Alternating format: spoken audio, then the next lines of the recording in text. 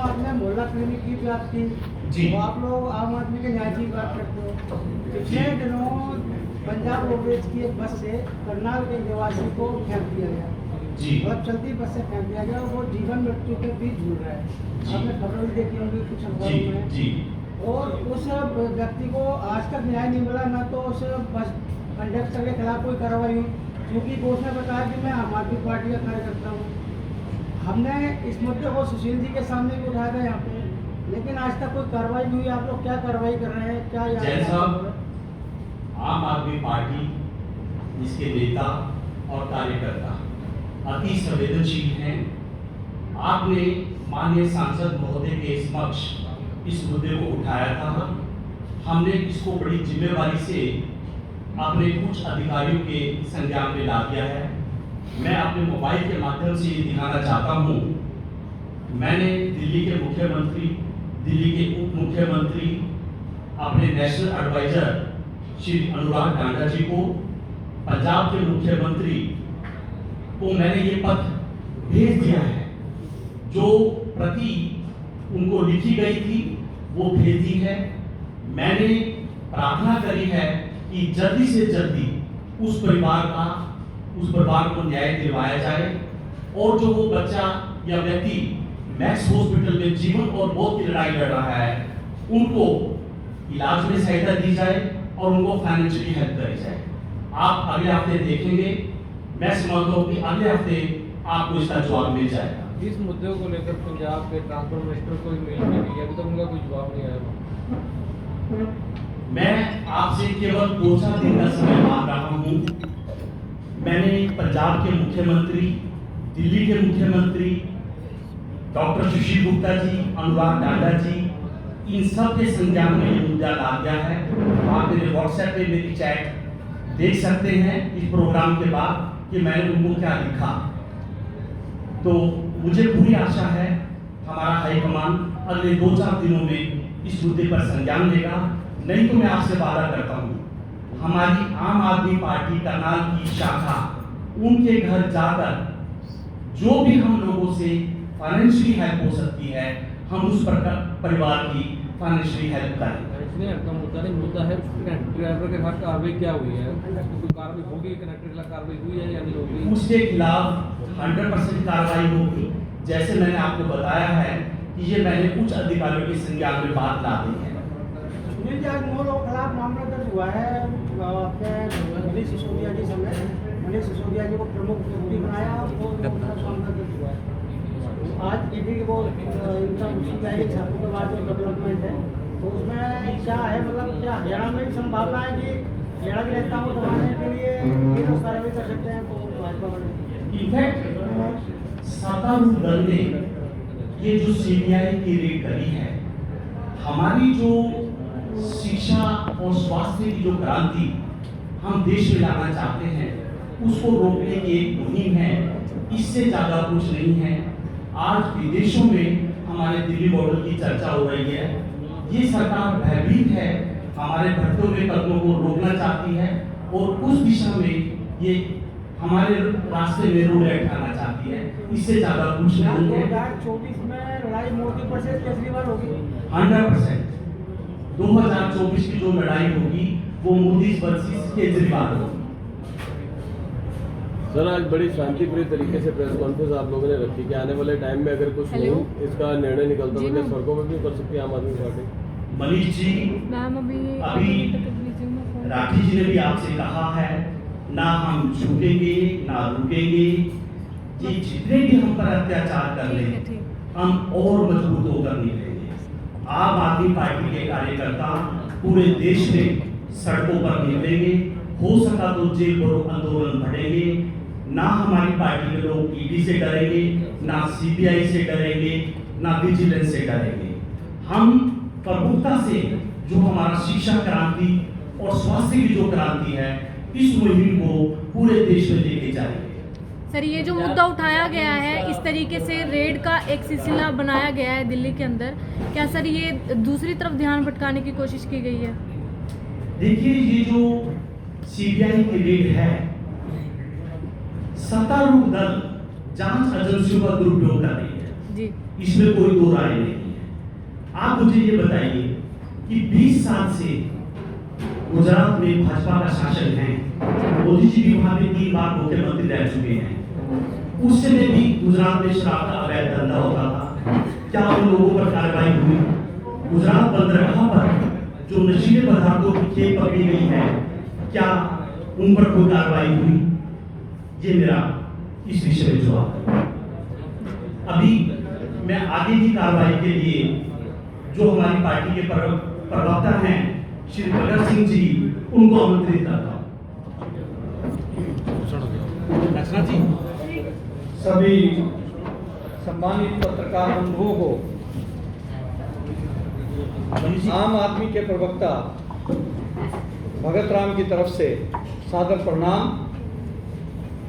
आज की जो प्रेस वार्ता है विशेष मुद्दों को लेकर के आमंत्रित की गई थी। वो मुद्दे हैं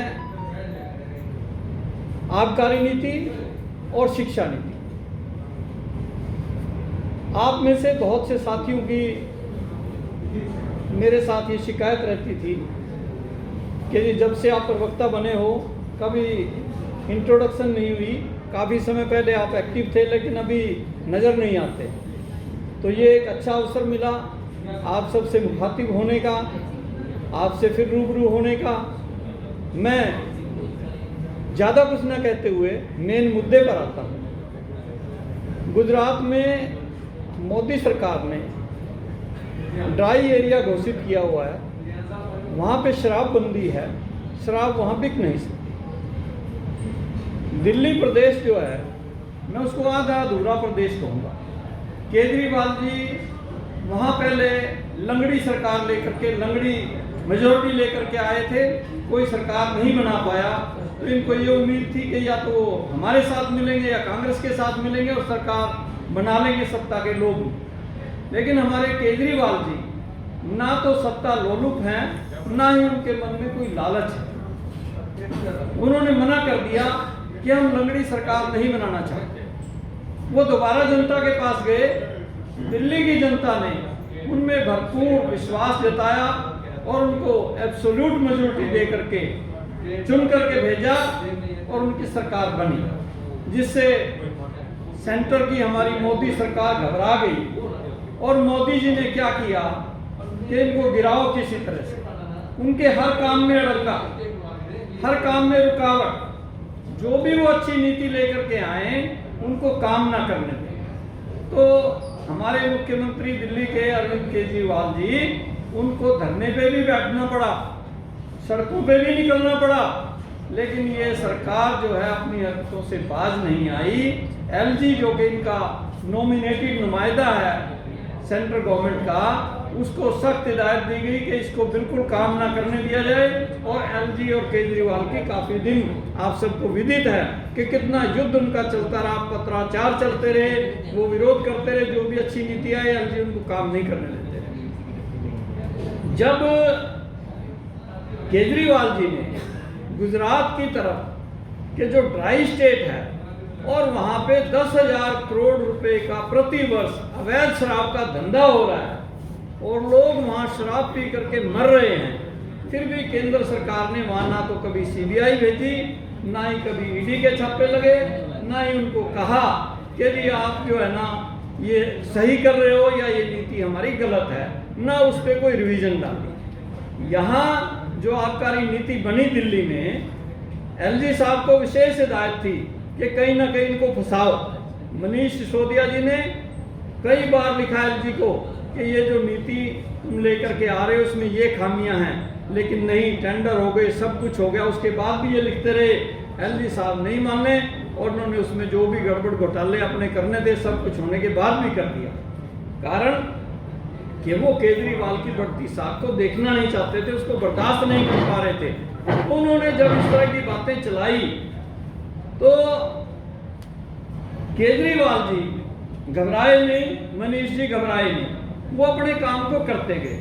अब भारत की जो दिल्ली स्टेट की शिक्षा नीति थी वो इतनी मशहूर हो गई और स्वास्थ्य नीति इतनी मशहूर हो गई कि देश का बच्चा बच्चा उनके बारे में जान गया और वो ये सोचने लगे कि आने वाले टाइम में हम दिल्ली की तरह अपने बच्चों को शिक्षा दिलवा पाएं, दिल्ली की तरह हम स्वास्थ्य सुविधाएं पा सकें, ऐसा हर आदमी के मन में विचार आने लगा। और उस चीज़ को आपको याद होगा, जब मिसेस ट्रंप यहाँ पे आई थी भारत के दौरे पे, उन्होंने भी जिज्ञासा जाहिर की कि मैं केजरीवाल जी के दिल्ली के सरकारी स्कूल देखना चाहती हूँ। प्राइवेट स्कूल तो बहुत देखे, उनमें बहुत सुविधाएं होती हैं, लेकिन जब उन्होंने आग्रह किया कि मैं सरकारी स्कूल देखना चाहती हूँ, तो केंद्र सरकार ने बड़ी कोशिश की, बड़ी टाल मटोल की कि वो किसी तरह से मान जाए, केंद्रीय जो केजरीवाल जी के सरकारी स्कूल हैं वो ना देखें, इसकी बजाय ताजमहल देख लें, किला लाल किला देख लें और कुछ बिल्डिंगें देख जाएं जिससे उनका मन बहल जाए।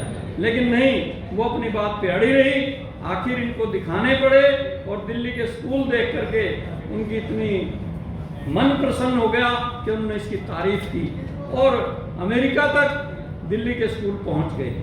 उसी का नतीजा था कि वहाँ के न्यूयॉर्क टाइम, जो सबसे बढ़िया, सबसे टॉप का अखबार, वहाँ का 1 नंबर अखबार है, उसके अंदर दिल्ली के स्कूल के बारे में, सरकारी स्कूलों के बारे में खबर छपी कि दिल्ली के सरकारी स्कूलों में वर्ल्ड क्लास एजुकेशन दी जा रही है फ्री में, और गरीबों के बच्चे भी बहुत अच्छी गुणवत्ता की शिक्षा प्राप्त कर रहे हैं। जब ये खबर छपी, मोदी जी से बर्दाश्त नहीं हुई।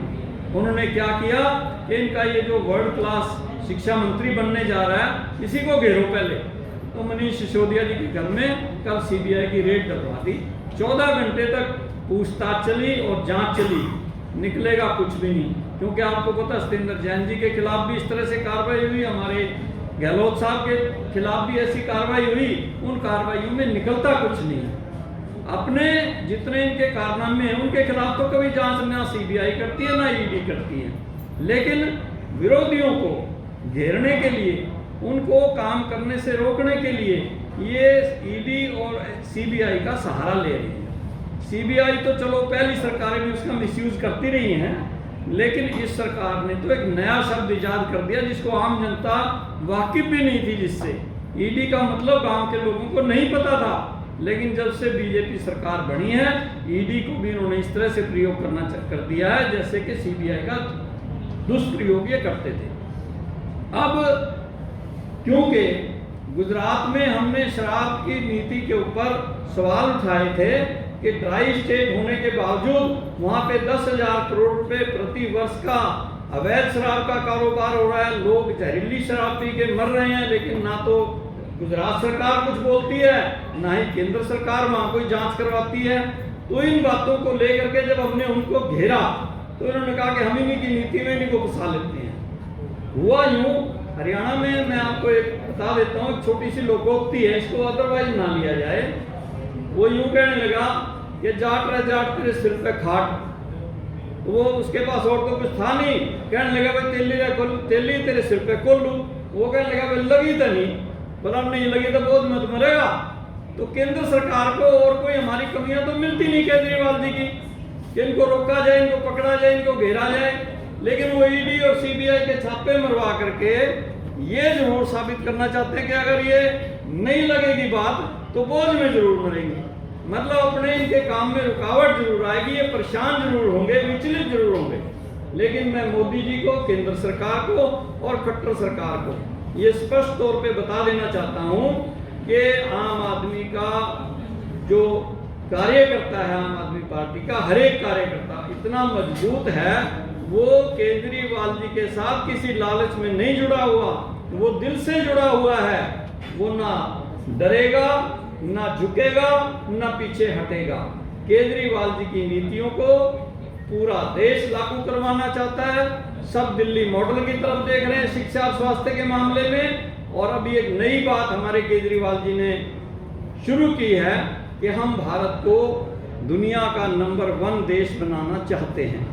क्यों आई ये बात कि हमसे 15-15 साल बाद जो छोटे छोटे देश आज़ाद हुए थे, सिंगापुर का उदाहरण आप लीजिए, वो विकसित राष्ट्र बन गए हैं, वो हमसे आगे हैं, लेकिन हम विकासशील देश बन करके विकास के लिए संघर्षशील हैं। और हमें बीजेपी की सरकार लॉलीपॉप दिए हुए है कि हम विकास करने वाले हैं, हम विकास करने वाले हैं। विकास नाम का बच्चा अभी पैदा देश में नहीं हुआ।